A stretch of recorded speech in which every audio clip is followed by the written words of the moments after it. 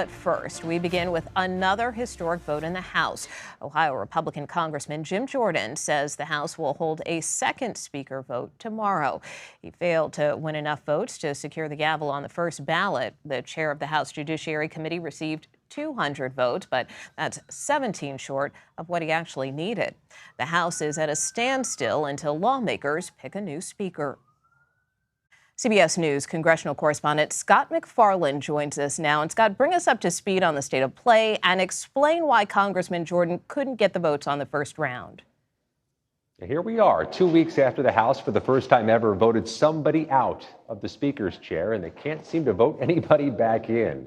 As the evening began here at the Capitol, Nicole, Jim Jordan, the candidate nominated by the House Republicans, was meandering his way through the Capitol corridors, up the first floor, down from the second floor, going room to room as he met with different members, likely trying to twist some arms, metaphorically, make some deals, and secure more votes. But that margin on the first vote today was larger than some people expected. 20 defectors inside his own party. He could afford just about 4, which means it's such an uphill climb to get where he's got to go. We caught up with him a short while ago as he tried to, as he has throughout this week, exude optimism.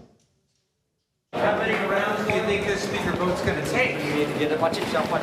We need to get a speaker as soon as possible and get to work for the American people. Any concerns you've heard from members about tactics used to win your vote? No. He's answering questions about tactics because some of the Republicans who voted for somebody besides Jim Jordan today criticized the tactics being used by Jordan and his surrogates to try to whip votes, including Carlos Gimenez, who we'll hear from very soon, who said that the pressure campaign didn't resonate or land well with some Republican members and is not indicative of somebody who's going to lead and have followers. This is what Jim Jordan is combating as the evening begins. You know, we also heard on the floor from GOP conference chair Elise Stefanik. She gave the nominating speech for Jim Jordan. Let's take a listen to that. We are here in this very chamber for such a time as this. Jim Jordan will be We the People speaker for such a time as this. Now, those comments drew a rousing applause, as I'm sure you know, on the Republican side of the aisle, but it still wasn't enough to move some of these members. I mean, at this hour, what are some of these holdouts saying about why they voted no, and what is Jim Jordan doing to try to flip them? Yeah, some of those who voted another way, besides Jim Jordan, have kept a uniquely low profile, especially by their standards, ever since casting that vote.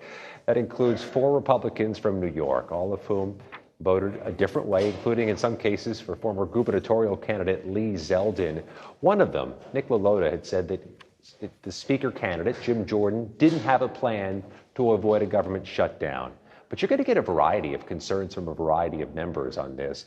And there really was a diversity politically to the contrarians here. It included the chairwoman of the House Appropriations Committee, Kay Granger of Texas. It included some first-term members of Congress, including those from New York, and Jen Kiggans from the Tidewater area of Virginia, a huge military district.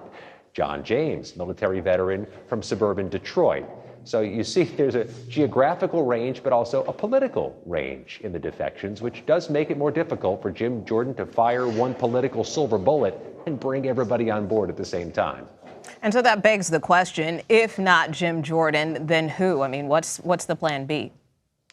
I was going to ask you the same question, Nicole, but let's play this out for a minute here. We do know there were members of the House Problem Solvers Caucus, Democrats, who a few days ago wrote a letter, at least offering the possibility that they empower the temporary speaker, Patrick McHenry, to do more with his job, open up the House floor, begin legislating, at least on a temporary basis. Congressman Gimenez mentioned that opportunity or that option also today. We'll see if that gets more traction and gets a broader appeal as the evening goes along. But a lot of this tale is going to be told on the second ballot. Is Jim Jordan gain or lose votes on the second ballot? That's the trajectory of this thing. And it's also hard to imagine a scenario, Nicole, where they open up the floor, take a second set of votes if Jim Jordan has lost support in the meantime. All right, Scott MacFarlane, thanks so much. We'll let you get back to work there. Thank you. Florida Republican Congressman Carlos Gimenez joins me now. He voted on the floor today for former House Speaker Kevin McCarthy. Congressman, thanks so much for joining us. You know, you have consistently said only McCarthy. Is that how you plan to vote for however many rounds this takes? Yep, I'm planning to stay with Kevin McCarthy. What happened 2 weeks ago, where a gang of 8 Republicans and 208 Democrats basically removed the speaker was not right. It was incorrect. It was unjust. Both our majority leader Scalise and now our designee Jordan don't have any different plans than what Kevin McCarthy had. So, yeah, I'm going to stick with Kevin McCarthy. The former speaker said as he entered the chamber today that he has told those who support him to back Jordan instead. I mean, have you had any conversations with McCarthy or Jordan about this? And is there anything that could change your vote at this time? No, nothing can change my vote at this time. I'm also very disturbed at the tactics used by Jim Jordan's supporters. I mean, what kind of tactics? What kind of tactics are you hearing about? Misinformation, total lies about there was one thing said that I was supporting Jeffries for Speaker. I will never vote for Hakeem Jeffries for Speaker. I want a conservative Republican to be the Speaker. And so a lot of these tactics are not, they don't, for me, absolutely not. It doesn't work on me. Actually, what you've done now, you've cemented my position. And so I am for Kevin McCarthy. I will continue to be for Kevin McCarthy. I am not going to be voting for Jim Jordan to be the Speaker of the House. What I do want is there are Republican resolutions that are being prepared to open up the House. The House needs to be open. So we do need to give, if we can't get this resolved in a day or two, the House needs to be open. We need to give more powers to the Speaker Pro Tem, Patrick McHenry, and operate the House. It actually makes absolutely no sense that we don't have such a plan in place. I know it may have worked for 250 years, but imagine if we have an incapacitated speaker, either through injury or illness, and all of a sudden the people's work stops. That makes no sense to me whatsoever. So we need to move on with the people's business, and we will end up, choosing a speaker. But for me, we need to choose the right speaker. It doesn't have to be done necessarily quickly, as long as we give the Speaker Pro Tem the power to open up the House. And can you expand on that a little bit? I mean, how much longer do you think the Speaker Pro Tem should remain in power if that were to occur? And is that something that is viable? Because I know some of your fellow Republicans have expressed constitutional concerns about that. We have to. And if there's a constitutional problem with that, I mean, we got a problem with the Constitution. This is the only organization that I know of that if somebody is incapacitated, the CEO is incapacitated, all production stops, the whole thing shuts down. Look, that's just not logical. And so I believe that there is a path forward. And yes, you can get the entire Congress. If you get 218 votes to give additional powers, I think you can. And so a lot of these resolutions have gone through attorneys, and we believe that they are legal and constitutional. We need to open the House. That being said, how long is it going to take? It's going to take as long as it takes. And we need to get this right. We need to have the right speaker. We need to have a speaker that can unify all of us. Look, 2 weeks ago, 96% of the Republican conference was with Kevin McCarthy. He had 210 votes. That was two weeks ago. And it took only 8 Republicans to light the fuse, and then the 208 Democrats actually provided the gunpowder to remove him. That wasn't right. He is the right speaker. We should go back to Kevin McCarthy. I'm sure that if we draft him, that he'll come back. But if he doesn't, then we need to find somebody that we can unify around. Somebody that doesn't use these tactics, this pressure tactics. Because you know what? To be a leader, you need to get people to follow you, not to push them into following you, but to follow you. And so I found those tactics very disturbing and not really something, it's not a speaker trait that I would look forward to.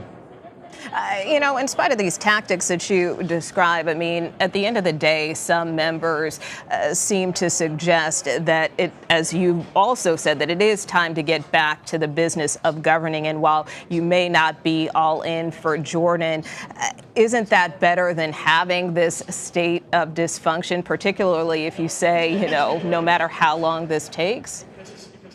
Well, listen, what I've said is that we need to get the House open again and get the business of the House moving. We think we can do that through a resolution, giving the Speaker pro tem the powers to do that. So I'm not saying everything stops. So we need to get going on but that. If that particular proposal doesn't move forward, at the end of the day, don't you have to rally behind someone? And besides Kevin McCarthy, who is that someone? Well, I don't have that someone. We have to agree on who that someone is. Right now, for me, it's Kevin McCarthy. A lot of people have a lot of different ideas, but there's about 20 of us right now, and I think that number will grow, that don't think Jim Jordan is that person. And so, look, I have nothing against Jim Jordan, but I'm not there, and I don't believe I'm going to be there. I mean, who are some of these other members or potential holdouts that could add to the 20? I'm not going to get involved in that discussion right now. Right now, we have a speaker designee that's on the floor. He'll probably bring us back to the floor. Look, like Steve Scalise, decided and understood that he didn't have the votes to get there. He never brought us to the floor. Now we're on the floor, and it's going to be, put out in public. I just don't think that Jim Jordan's going to get there. You think Jim Jordan should drop? You think Jim Jordan should drop out or withdraw? I'm not going to tell Jim Jordan what to do. I'm just telling you what I think. I don't think he's going to get there. Now, there comes a point in time where, yes, you got to move on. And when we get to that point where we have to move on, but we also have to open the House at the same time. And I do think it's constitutional, and I think it's legal, and we need to get those resolutions. Obviously, the Democrats think it's legal. They have their own resolution. We have ours, and so we need to move forward with that. The House shouldn't be closed, but we need to get the right speaker. Not the quick speaker, the right speaker. All right, Congressman Carlos Gimenez, we thank you very much for joining us. It's my pleasure.